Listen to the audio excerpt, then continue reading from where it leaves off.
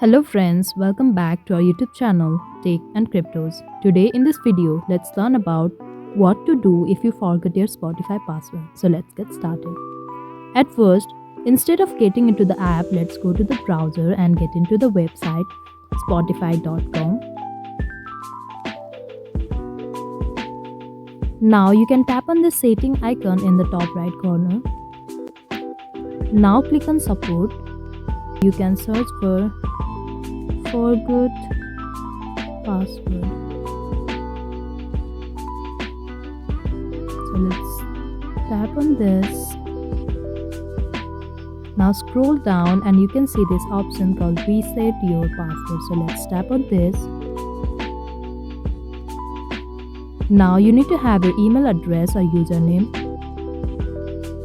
Now click on send.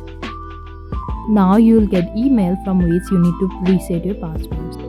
So here's the mail from Spotify. We need to tap on reset password and type our new password we want to add. Now repeat it. Now click on send.